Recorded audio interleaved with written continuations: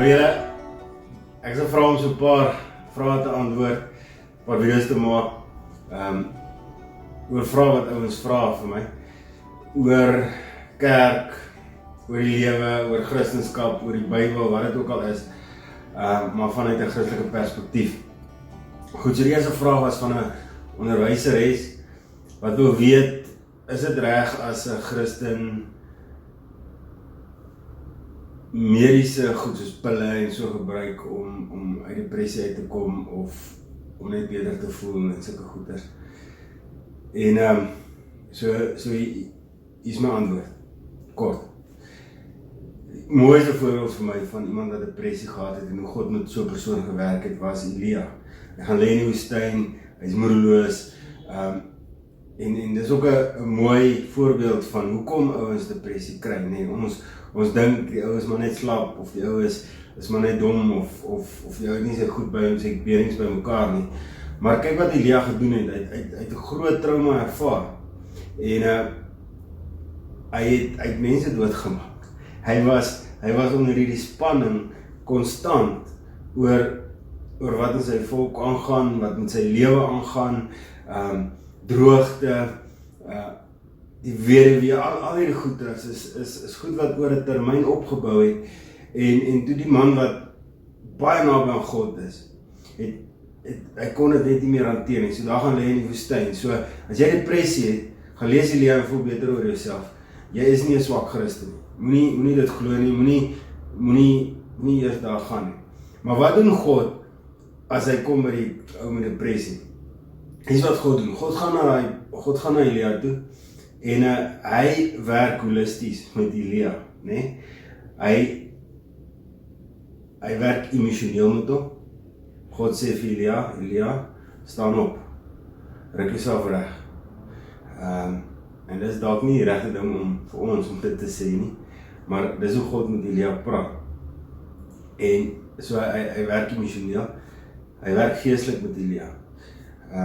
Hy kom na Elia toe, en hy voed Elia, hy praat met Elia, hy verduidelik vir Elia, luister, daar is hoop, jy het nog 'n taak, jy het nog 'n doel in die lewe, jy moet nog 'n koning gaan salf, en hy werk fisies.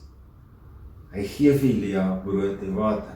So want God ken die mens, God weet die mens het verskillende fasette binne in hom. So geestelik, emosioneel en fisies moet daarna gekyk word. Want dis ook wat God gedoen het. So as jy depressie ly, of as jy iemand het wat depressie het, gebruik Elia as 'n voorbeeld. Laat die persoon verstaan, hy is nie 'n swak Christen nie, dis nie omdat hy een of ander sondes gedoen het nie, dis dalk net trauma, dis dalk net die lewe wat gebeur het, en hy is dalk net lewensmoeg, soos Elia lewensmoeg was. Tweedens, wat baie belangrik is, dat die persoon moet uitwaarts kyk, hy moet sien daar is iets groots voor hom voor te leef, hy moet sien hy het nog 'n doel, so want wat doen God? God fokus nie op sy depressie nie, dit moet jy onthou, want as jy op depressie fokus, is dit soos hierdie bak gewigte, in die ou tyd hulle sulke gewigte gebruik, en hulle gewiggies gesit aan die een kant, en dit wat hulle wil weeg aan die ander kant, en hulle geweet, as dit uitbalanseer is, so swaar dit is, maar wat jy doen, wanneer jy op die depressie fokus, is, of op vrees, werk ook so, jy laai gewig net aan die een kant, so dan tipies skaal. Maar om wat jy moet doen is, jy moet fokus op die toekoms, jy moet die ou se kop probeer oplig en sien daar is 'n lig aan die einde van die tunnel, die skaal net weer reg tip, en dan gaan daai persoon se liggaam van self begin goed veel hormone produseer en so om aan te gaan. So, en dan natuurlik die persoon moet gevoed word. So, gebruik die sintuie, laat hy dinge voel, en ook soms is dit nodig om pille te drink. Soms is dit nodig. Maar ook daar,